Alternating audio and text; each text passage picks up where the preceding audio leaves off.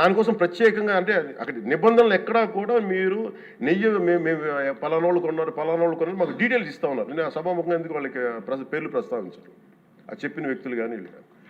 నేను అడిగింది ఏంటంటే ఓకే మీకు దాని మీద ఆధారాలు ఏమున్నాయి, మీరు ఈ లాటే పంపించారు అయోధ్యకి అనేది మీకు ఏముంటే ఎక్కడ ఏం లేదు, అన్ని గాల్లో మాట్లాడుతున్నారు వీళ్ళందరూ. ఇప్పుడు మేము ప్రత్యేకించి మేము అడుగుతుంది ఏంటంటే దీనికి సంబంధించి కంప్లీట్ పాలక మండలి బోర్డు, టీటీడీ పాలక మండలి board they have to take responsibility. వాళ్ళని ఒక గత ప్రభుత్వాన్ని నడిపిన ముఖ్యుడైన వ్యక్తి వాళ్ళని వెనకేసుకొస్తున్నారంటే అందులో కూడా మీకు కూడా బాధ్యత తీసుకోవాల్సి వస్తుంది. అందుకని సభాముఖంగా మేము అందరికీ ఏం చెప్తున్నామంటే let the law take its own course. ఎవరైతే దోషులు ఉన్నారో వాళ్ళకి శిక్ష పడాల్సిందే. మా ఉద్దేశం ఒకటే అధ్యక్ష, ప్రాబ్లం ఎక్కడ ఉంది అంటే ఇందులో మనందరం కూడా ఇందాక మన గౌరవ సభ్యులు మాట్లాడతా నెల్లూరుకు సంబంధించి సోమిరెడ్డి గారు మాట్లాడతా దర్గా కానీ మన కస్మూర్ దర్గా గురించి వీటన్నిటి మాట్లాడుతూ ఉంటే బేసిక్గా నేను కూడా నెల్లూరులో పెరిగాను కాబట్టి నేను అర్థం చేసుకోగలను. అది ఎక్కడా కూడా వేరే మతాలను కించపరచడం అనేది తెలియదు అది ఈ దేశం. అందుకే ఈ దేశం ఇలా ఉండేది కాదు. అలాంటి దేశం సాంప్రదాయాలని వీళ్ళు కూర్చోబెట్టి కల్తీ జరిగిందంటే వెరీ సింపుల్గా ఏం చేయాలి, అడల్ట్రేషన్ జరిగింది, మేము కూర్చోబెట్టి దీన్ని కరెక్ట్ చేసుకుని మీరు కరెక్ట్ చేయండి, మేము మీకు మద్దతు ఇస్తాం, ఇంతే చెప్పాలి అధ్యక్ష. అంతేగాని దాన్ని వెనకేసి వస్తున్నారు అంటే ఒకటి క్లియర్ కట్ రిపోర్ట్ ఉంది, అందులో నెయ్యి లేదనేది, అందులో రసాయనాలు ఉన్నాయని క్లియర్ కట్ చెప్పింది. ఈ రసాయనాల్లో ఏమున్నాయి అనేది అది పెరుమాళ్ గారికి, ఆయన కూర్చొని చేయాలి. ఒక రిపోర్ట్ ఏమో మాకు ఎన్డీడీబీ రిపోర్ట్ ఏమో దాంట్లో ఖచ్చితంగా ఈ జంతు సంబంధించిన అవశేషాలు ఉన్నాయి అనేది చాలా స్పష్టంగా చెప్పారు. అది ప్రాపర్ ఆథరైజ్డ్ బోర్డు. ఇప్పుడు వీళ్ళేమో కూర్చొని అది కూడా మాట్లాడలేదు. Very clear cut as on today special మన సిబిఐ ఇచ్చిన మన ఛార్జ్ షీట్ ప్రకారం ఆ నెయ్యి కాదు, ఇది పామాయిల్తో పాటు రసాయనాలు కలిపింది. దీన్ని కూర్చోబెట్టి వాళ్ళు ఇంత మాట్లాడుతున్నారంటే ఇది ఖచ్చితంగా ప్రజల మధ్యకి వెళ్ళాలి. దీని నుంచి లబ్ధి పొందేది ఏం లేదు ఇక్కడ. కానీ ఇది ఏంటంటే ఇది ధర్మానికి సంబంధించిన విషయం అధ్యక్ష. ఇదే ఇష్యూ కనుక, ఇదే సమస్య కనుక ఏ ఒక్క మతానికి జరుగుంటే హిందూ ధర్మానికి కాకుండా వెంకటేశ్వర స్వామి వారికి కాకుండా ఇంకెవరికి జరిగినా కానీ ఈ దేశం గగ్గులు అయిపోయింది, ప్రపంచం అంతా గగ్గులు పెట్టేసేవాడు. సమస్య ఏముందంటే ఇది ప్రతి ఒక్క హిందూ కూడా ఆలోచించాల్సిందే. ఎందుకంటే ప్రతి హిందూకి బై నేచర్ మా ఇంట్లో కానీ ఎవరు ఇందాక మన సోమిరెడ్డి గారు చెప్పినట్టుగా మీరు దర్గాకి ఏదంతా చూస్తే మేము దర్గాలకి చిన్నప్పుడు మేము స్కూల్లో ఉన్నప్పుడు రొట్టెల పండుగ ఉండే దర్గా మెట్లు వెళ్ళి మేము కూర్చోబెట్టి అక్కడ ఇర్రెస్పెక్ట్ హిందూస్ ఇది ముస్లిం ఫెయిత్ అనుకోకుండా వెళ్ళి కూర్చోబెట్టి అందరూ గౌరవించి దాన్ని ఈ రోజుకి వెళ్తారు హిందువులందరూ. సో ఈ దేశ మూల సంస్కృతి మన ఇస్లాంని గౌరవించేది, క్రిస్టియానిటీని గౌరవించేది, సకల మతాల్ని గౌరవించేది. అలాంటిది హిందూ ధర్మానికి సంబంధించిన 7 కొండల వాడు కలియుగ వెంకటేశ్వరుడు దైవం అంటానికి చాలా క్లియర్ కట్గా ఉంది అది. ఎందుకంటే కలియుగంలో జరిగింది ఆయనే దీనికి ఆధార పురుషుడు, ఆయన మూల పురుషుడు. అలాంటి ఆయనకి పెట్టే ప్రసాదానికి ఇంత అపవిత్రం చేసిన తర్వాత వీళ్ళు ఏమి కూర్చొని దాన్ని మా తప్పు లేకుండా లేదన్నట్టుగా మాట్లాడుతుంటే వీళ్ళకి నాకు ఏం మాట్లాడాలో తెలియదు. దీనికి ఒక్కటి బట్టి ప్రజలకు తెలియజేయాల్సింది ఏంటంటే అధ్యక్ష, ఇదే వేరే ఇస్లాంకి జరిగిన, క్రిస్టియానిటీకి జరిగిన, జీసస్ క్రైస్ట్కి జరిగిన, మహమ్మద్ ప్రవక్తకి జరిగిన, అల్లాకి జరిగిన ఇలా ఉండేది కదా అధ్యక్ష. వాళ్ళు ఆ రోజు మన కౌన్సిల్లో కూడా అలా పటాలు తీసుకొచ్చేవాళ్ళు వేరే ఏ దేవత అయితే. బికాజ్ ఇది హిందువులు కాబట్టి వీళ్ళ కులాలతో ముక్కలుగా అయిపోయి ఉంటారు కాబట్టి హిందువులు తమ మతాలను ఎడాపెడా వీళ్ళు జోకులు వేసుకోగలరు కాబట్టి దీనికి సీరియస్నెస్ లేదు అధ్యక్ష. Before blaming anybody else every Hindu has to take a responsibility for this, every Hindu.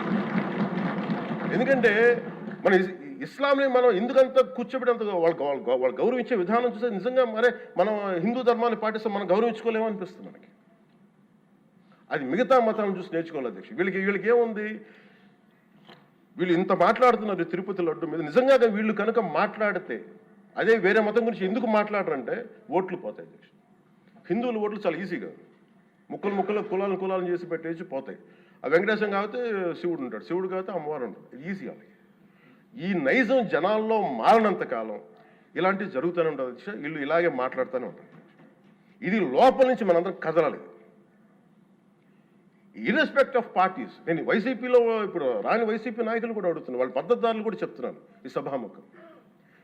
మీరు ఎవరన్నా సరే రేపొద్దున్న నుంచి మీరు వెళ్ళి తిరుమలలో వెంకటేశ్వర స్వామిని దర్శించుకున్నప్పుడు, ఆ నిలువెత్తు స్వామివారిని చూసినప్పుడు మీకు గిల్ట్ కలగకపోతే మీరు చూడండి. ఎందుకంటే ఆయన కళ్ళలోకి చూసినప్పుడు మీరు ఇన్ని తప్పులు చేసేవాళ్ళు మేము వెనకేసుకొస్తున్నామని ఎవరన్నా మాట్లాడితే ఆ పాపం వాళ్ళకే కాదు, వాళ్ళకు కూడా చుట్టుకుంటుంది. ఇది ఖచ్చితంగా దీన్ని ఎక్కడో చోట దీనికి ఒక లాజికల్ కన్క్లూజన్ అయితే పట్టుకెళ్ళదు. దోషులకి శిక్ష పడాల్సింది. ఎందుకంటే ఇది ఇక్కడతో ఆగకపోతే ఇది ఒక ఒక పరంపర అయిపోతుంది. అందుకని మేము ఖచ్చితంగా I'm committed to get this. Whoever are the perpetrator, they should be punished. They should be punished. అలాగే ఒక ముగింపు 2 వాక్యాలు చెప్పి నేను చెప్పి ముగిస్తాను. మొన్న మధ్య నేను ఆముక్తమాలి చదువుతున్నప్పుడు 218వ పద్యం, దాంట్లో ఆయన చెప్పింది ప్రత్యేకించి ఆయన రాసిన ఈ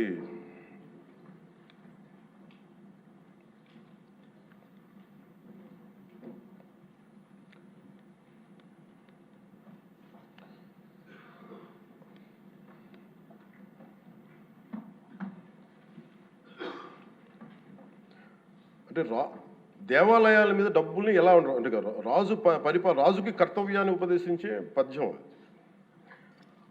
ఆయితికానికి ఇవ్వకు మమరాలయ ముఖ్యము, అతడు అర్థతృష్ణాయుతుడై నిజోర్వియగు నష్టికి ఆ ధనమును తరల్చి రాజు ఆయతనమునకు చేర్చు మరి అట్టిది ఆపత్యము కాన ఒంటిగాడే అధికారి కావలయ ఇంచుకు తిన్నను వాడే రూపురం. మనకు తెలిసిన మహా గొప్ప పరిపాలకులు కృష్ణదేవరాయలు రాసిన అముక్తమాల్యదలోనిది ఈ పద్యం. దేవుడి సేవలో ఎలాంటి వారిని నియమించాలో రాజుకు కర్తవ్యాన్ని ఉపదేశించే పద్యం. రాజు కోసం వసూలు చేసేవాడికి దేవాలయంపై అధికారం ఇవ్వద్దు. అలాంటి వాడు డబ్బు మీద ఆశతో రాజ్యానికి వసూళ్లలో నష్టం వచ్చినప్పుడల్లా దేవుడది ధనాన్ని తరలించి రాజు ఖజానాకు చేర్చేస్తూ ఉంటాడు. అలాంటిది తప్పుడు పని కాబట్టి ఎలాంటి మమకారాలు లేని ఒంటరి వాడే ఆలయానికి అధికారిగా ఉండాలి. ఒకవేళ వాడు దేవుడి సొత్తు తిన్నప్పటికీ ఆ పాపానికి వాడే నాశనం అవుతాడు. కానీ ఆ డబ్బు తెచ్చి రాజుకి చేర్చడం వల్ల ఆ రాజ్యమే నాశనం అవుతుంది అని చెప్తుంది అధ్యక్ష పద్యం. గత ప్రభుత్వ పరిపాలన కాలంలో జరిగిందంతా అచ్చంగా ఇలాగే జరిగింది. అంటే ఇది మనందరికీ కూడా చాలా లోతుగా ఆలోచించాలి. ఇది భగవంతుడికి సంబంధించిన, అది అంతమంది వెళ్ళి వాళ్ళ కర్మని అక్కడ వేస్తారు అధ్యక్ష డబ్బులుగా. ఆ కర్మని ఆ పుణ్యస్థలమే కాపాడాలి.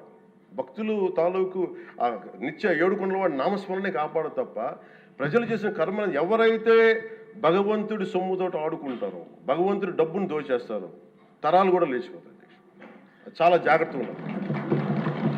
ఇది ఎంత ఇది చాలా పుణ్యకార్యాలకు ఇవ్వాల్సింది. అందుకని వీళ్ళందరికీ కూడా ఇప్పటికైనా దీని కల్తీ జరిగింది, వాళ్ళు ఒప్పుకుంటామని చెప్పి వాళ్ళు నిజానికి ఇంకా ఇబ్బంది లేకుండా ఇంక మళ్ళీ దీని గురించి మీరు ఢిల్లీకి వెళ్ళి కోర్టులు వేసే కొద్దీ మీ పాపం పెరుగుద్దే తప్ప మీ నాశనం కొంచెం ఫాస్ట్ అవుద్ది తప్ప ఇదైతే తగ్గదు. అందుకని దయచేసి అందరం ఈ ఒక్కటి అధ్యక్ష ఇంకొక మరో మాట చెప్పి మీరు ఎక్కడో చోట ఈ దేశం హిందూ దేవతల మీద, హిందూ ధర్మం మీద దాడి జరుగుతున్నప్పుడు irrespective of political parties, irrespective of what you are, where you are, which language you speak, ఏ భాష మీరు మాట్లాడతారు, మీరు ఏ కులస్తులో తెలియదు, కానీ హిందూ ధర్మాన్ని మటుకు దాడి జరుగుతున్నప్పుడల్లా ముక్త కంఠంతో ఏకాభిప్రాయంతో ఖండించకపోతే మటుకు ఇలాంటి పరంపర కొనసాగుతూనే ఉంటుందని తెలియజేసుకుంటూ సెలవు తీసుకుంటాం.